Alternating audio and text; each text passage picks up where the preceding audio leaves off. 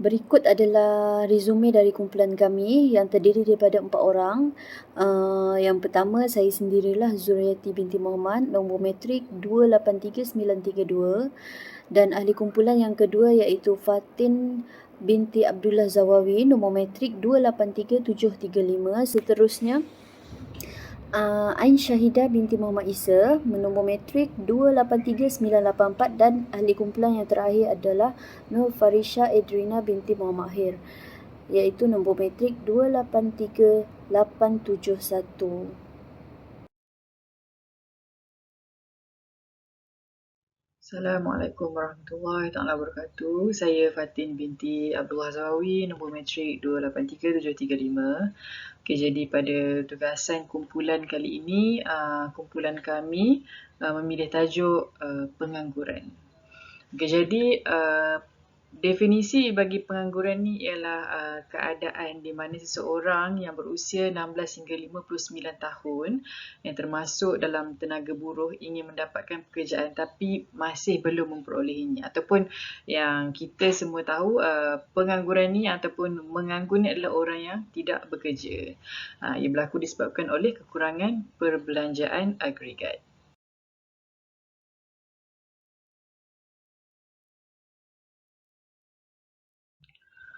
Okey, jadi ada beberapa jenis pengangguran. Pengangguran yang pertama ialah pengangguran geseran. Okay. Pengangguran geseran ni adalah pengangguran yang bersifat sementara.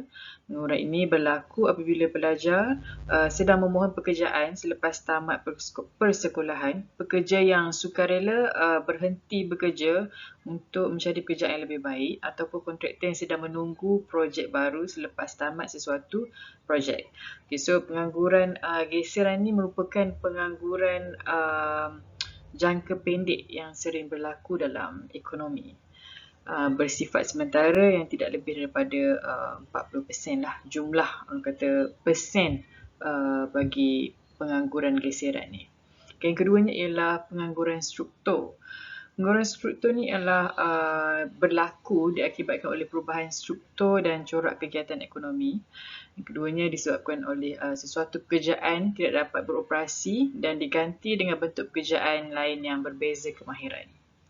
Okay, yang ketiga ialah pengangguran kitaran. Pengangguran kitaran ini disebabkan oleh perubahan struktur dan corak kegiatan ekonomi. Sesuatu pekerjaan tidak dapat beroperasi dan diganti dengan bentuk pekerjaan lain yang berbeza dari segi keperluan kemahiran pekerja. Okay, yang terakhir ialah pengangguran semula jadi disebabkan oleh geseran dan perubahan struktur dalam ekonomi. Pengangguran semula jadi merupakan pengangguran kadar, dia terjadi akibat kadar daripada pengangguran geseran dan kadar pengangguran struktur.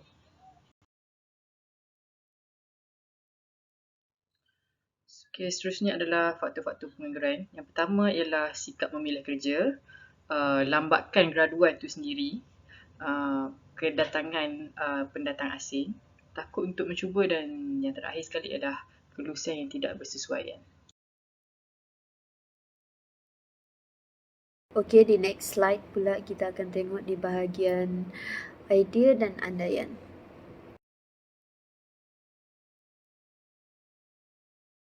Seterusnya, yang pertama kita akan lihat pada kurang kemahiran komunikasi, iaitu komunikasi dalam konteks pengangguran dan lebih dikenal pasti dari segi pengeluaran kuantiti pekerja yang berkualiti.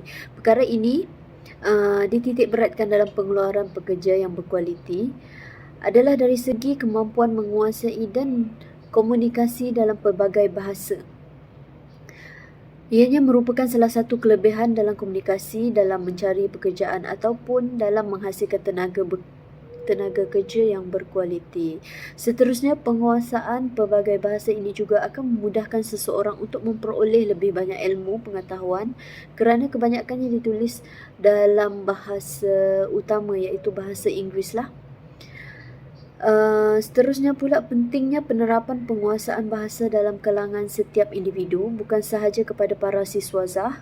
Penguasaan ini juga penting kepada setiap individu yang ingin mempertingkatkan kemahiran komunikasi kepada tingkat yang lebih expert. Dan yang terakhir, kurang kemahiran komunikasi ini adalah salah satu faktor penyumbang utama dalam pengangguran yang semakin meningkat. Ini kerana di zaman yang serba moden ini, perkara ini adalah sangat, kalau kita tengok perkara ini sangat dititik beratkan dalam apa juga temu duga yang ada ketika kita nak minta kerja, kan.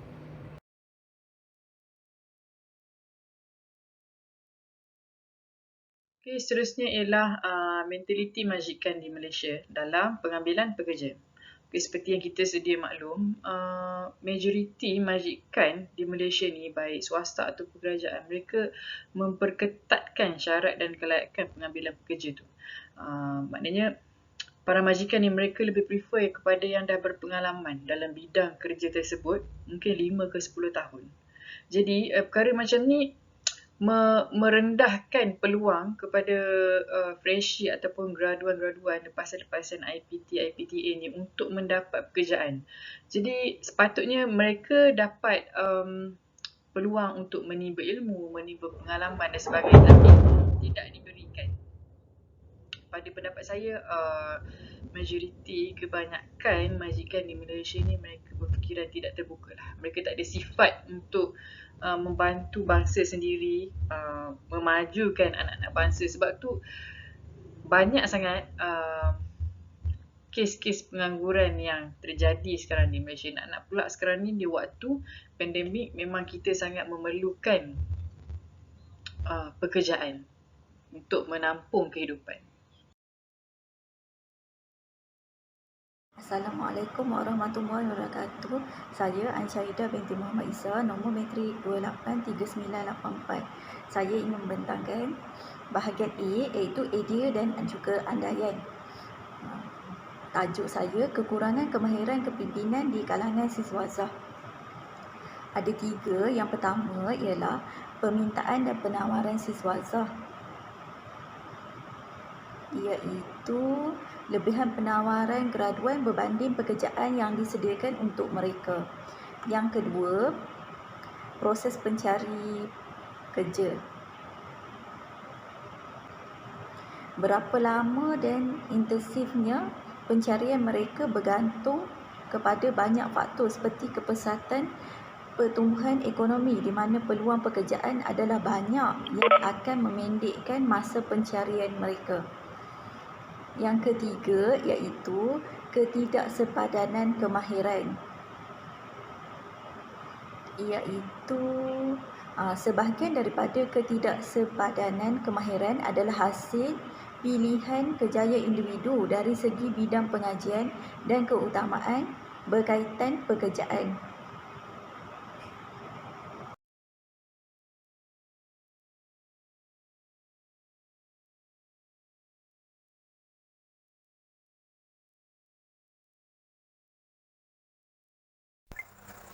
Assalamualaikum dan salam sejahtera.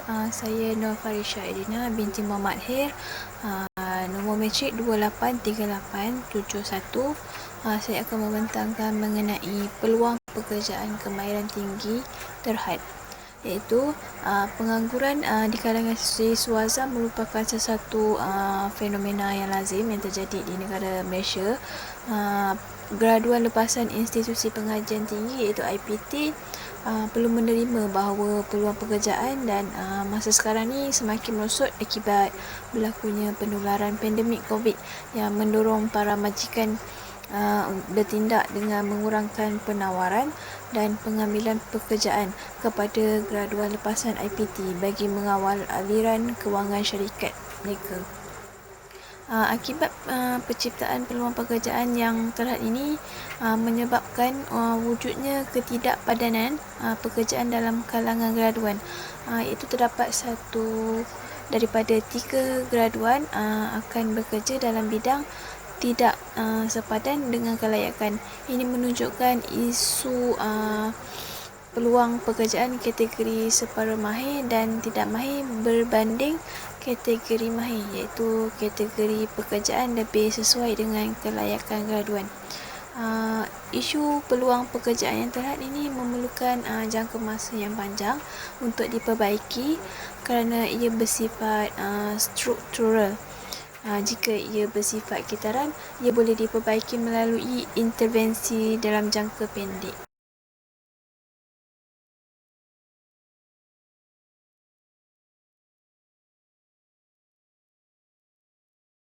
Seterusnya kita akan tengok bahagian B, iaitu analisis dan kemungkinan.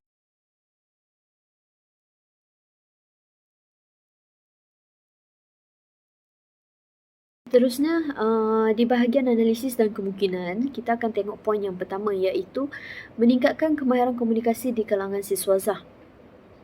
Yang pertama, di bawah tajuk ini adalah kemahiran komunikasi adalah salah satu punca utama bagi masalah pengangguran yang ada di negara kita.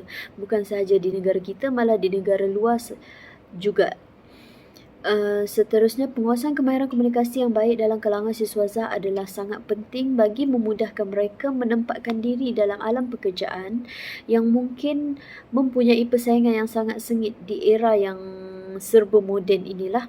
Dan beberapa kajian dan analisis telah dilakukan bagi meningkatkan kemahiran komunikasi di kalangan siswazah.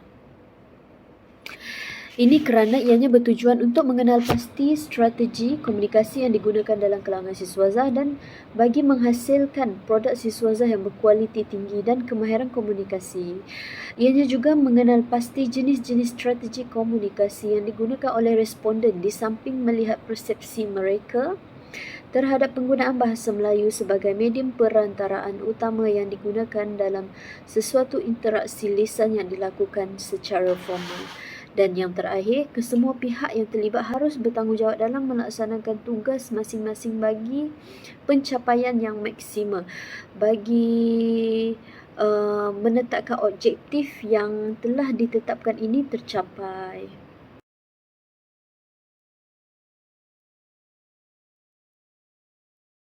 Cara meningkatkan kredibiliti pelajar. Okey, sebenarnya ada banyak cara untuk meningkatkan kredibiliti seorang pelajar tu sebagai persediaan sebelum dia melangkah keluar ke alam pekerjaan. Jadi, sebagai seorang pelajar ataupun bakal graduan, sepatutnya mereka lebih banyaklah membuat persediaan. Sebagai contoh, banyakkan bahan bacaan. Kita sebenarnya untuk menjadi seorang yang berilmu dan juga berpengetahuan luas, kita perlu banyak membaca perkara-perkara yang baik, sumber-sumber ilmu, isu-isu semasa dan sebagainya, daripada melakukan perkara-perkara yang tidak bermoral ataupun perkara yang tidak baik. Jadi adalah sangat penting pada pendapat saya untuk mengkaji dan mengetahui isu-isu semasa. Sebab kebanyakan sesi temuduga untuk mengambil pekerja, kebanyakannya interviewer tu sendiri dia akan tanya berkaitan dengan isu-isu semasa dan sebagainya, sebab dia nak tahu adakah seseorang itu peka dengan keadaan sekeliling, adakah seseorang itu peka akan apa yang terjadi di negara ini. Sebab mereka kebanyakannya memerlukan orang yang berfikiran di luar kotak. Jadi adalah sangat penting pada saya untuk menjadi seorang pelajar yang berilmu dan berpengetahuan luas. Jadi apa maksud credibility ni? Credibility ni selain daripada berilmu ialah keyakinan. Dia mestilah berkeyakinan tinggi. Jadi salah satu cara untuk meningkatkan keyakinan pelajar itu sendiri adalah dengan mengadakan ataupun pelajar itu sendiri menghadiri bengkel.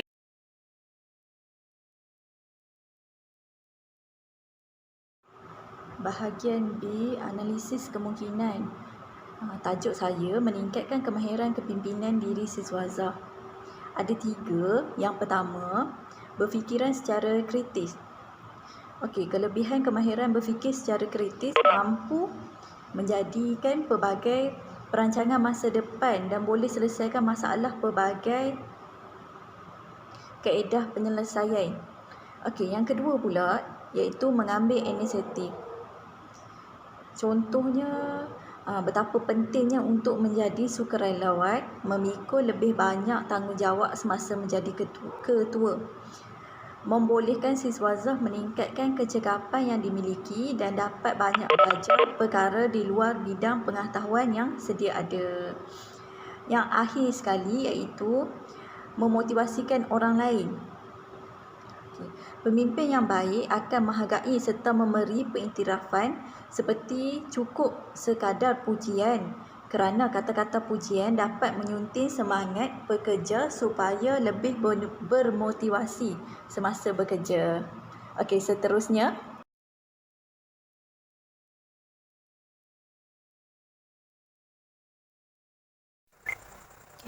Peluang pekerjaan dalam bidang kemahiran tinggi, iaitu terdapat rajah 1 ni menunjukkan kadar pengangguran pada bulan April 2021 sehingga Januari 2022. Okey, bilangan pengangguran pada tahun 2020 meningkat sebanyak 17.1%, iaitu daripada 521,300 orang pada Mac lalu kepada 610,500 orang pada tahun ini. Kadar pengangguran yang tinggi itu dipengaruhi oleh impak negatif yang Perintah Kawalan Pergerakan PKP ke atas pasaran buruh. Malaysia juga pernah mencatat kadar pengangguran yang tertinggi iaitu pada tahun 1986 sebanyak 7.1%. Okey, berdasarkan gambar rajah tersebut, pada bulan Julai 2021 kadar pengangguran meningkat dari 4.5% kepada 4.8%. Ini menunjukkan kadar pengangguran meningkat sebanyak 0.3%. Berlaku kenaikan peratus kadar pengangguran adalah disebabkan daripada COVID-19 yang melanda di Malaysia dan seluruh negara, sehingga menyebabkan ramai graduan yang menganggur kerana majikan tidak mampu untuk mengambil pekerja baru dan menawar gaji yang lumayan kepada graduan mengikut taraf pendidikan mereka. Sekian, terima kasih daripada saya.